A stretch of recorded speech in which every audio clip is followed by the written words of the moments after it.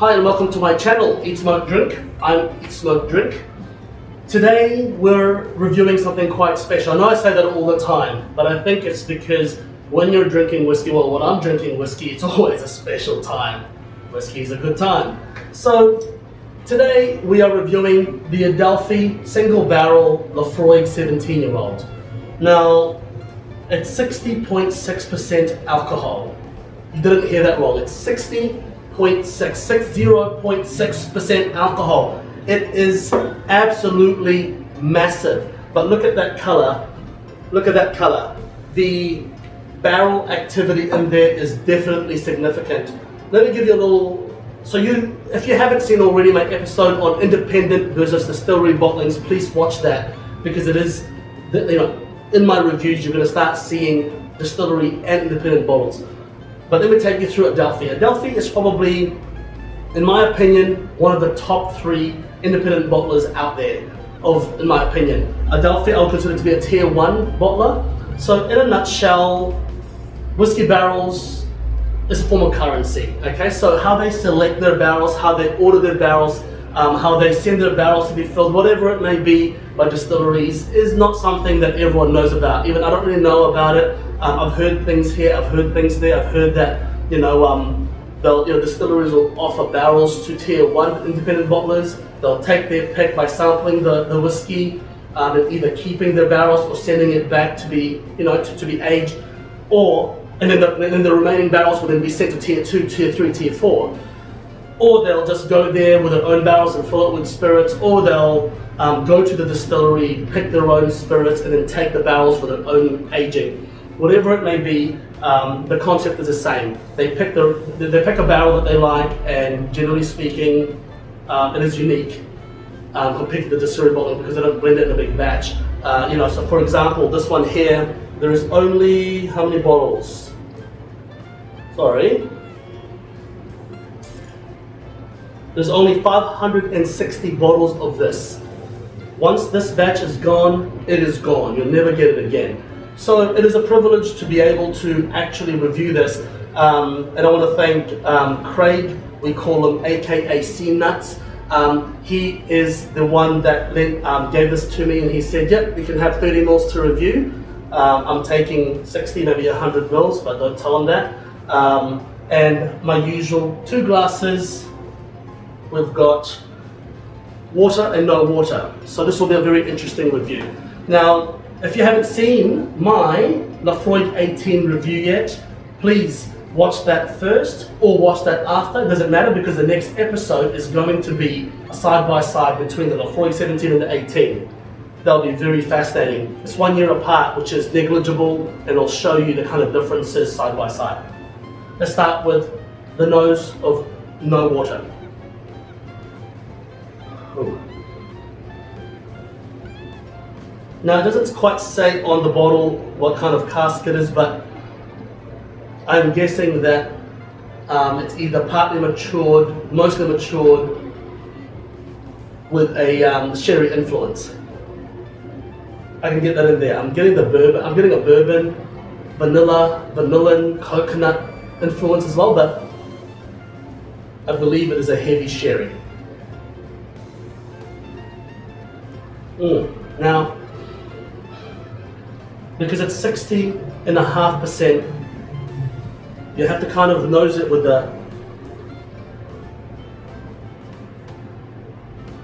yeah, that's better.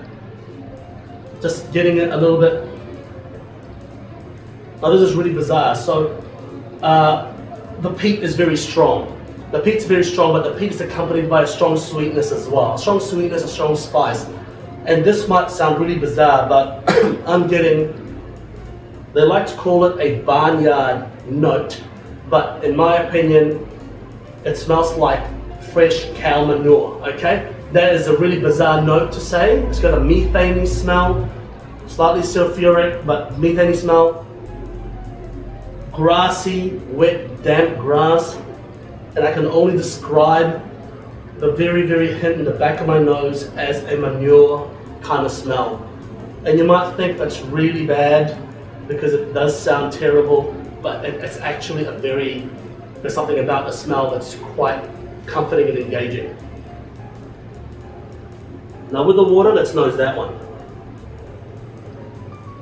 See, it always amazes me the difference between no water and water when you're nosing a whiskey. It's almost like you're having two experiences. In most cases, I find that I will enjoy one more than the other, and in some cases, I will enjoy both equally. So some days, from my taste memory, I'll be like, oh, I prefer this with water. I will have it with water. And some days I'm like, you know what, I feel like this with no water today, and I'll have it with no water. So in this case, I don't know yet, but with the water, just 3 drops, it starts to give off more of that manure smell. But I mean, I'm talking maybe double the hit.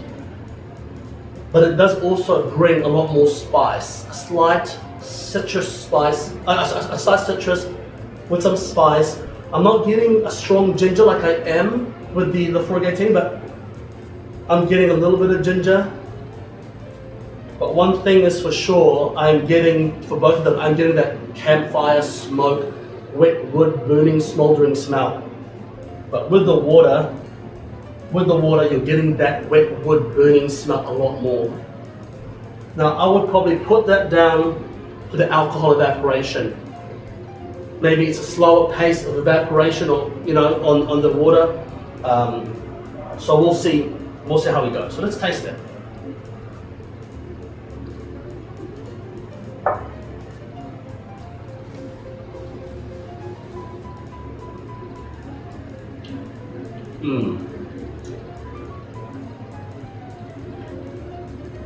Ooh, 60.6%, you can really feel that burn. But if you let yourself salivate enough, your own saliva waters it down, it seems, and I'm getting that, oh man, the barnyard smell, aka the manure hit of that methane really comes out. The wet grass comes out. I'm getting lemon zest, I'm getting cinnamon.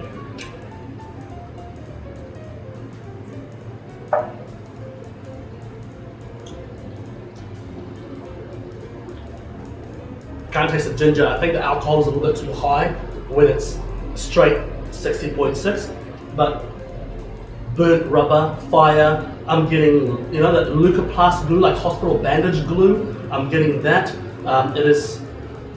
It's a very compelling whiskey. The mouthfeel is amazing.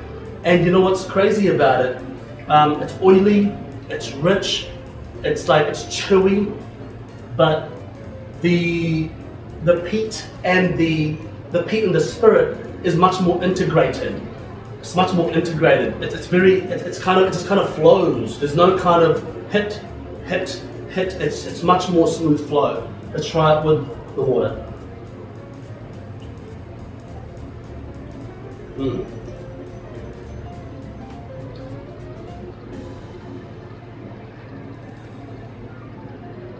Immediately, I would say I prefer it with water. Okay, I'm going to say it right now. With water, the alcohol burn diminishes rapidly. That's only 3 drops. 3 drops. There's roughly a 15 ml pour. So what's 15 ml? It's half an ounce. So there's a 15 ml pour. The water straight away, the 3 drops makes a big difference. Now, I always use distilled water, okay, just so you know. And straight away, I'm getting fruitcake, spice, I'm getting the smoke, the fire, but I'm getting a sweetness to balance that out. Immediately it becomes well balanced. And I'm getting a bit of burnt rubber in there, like kind of almost like a burnout rubber. I know it sounds bizarre, but like a burnout when cars doing donuts, you're getting that burning rubber. The manure smell is still ever present. You can't escape it. The methane smell just lingers around your face. When I say your face, I mean internally, not around here, internally. In your skull, you can feel it. Now, with the water, I'm getting a slight fruitiness. What I'm going to do is just add a couple more drops. So I've already drank half of that, but I'm going to add 3 more drops, 2 or 3 more drops to see what happens to it and how it evolves. Let's stick with 2.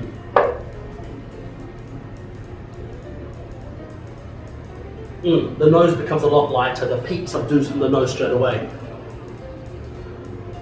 I'm getting a lot more fruitiness out of there, but not raisin or dried fruit, which is prevalent all throughout. I'm getting more stone fruit, like a white plum, and I'm even getting a slight hint of apple in there, which is quite interesting, like a green apple. It's almost like it's become more vibrant, and it's lifted up. It's kind of its scent. Interesting. This is what I love about it. When you've got a whiskey cask strength, when you've got a whiskey like an independent bottle, which is bottled at very high ABV, you are getting multiple experiences from it.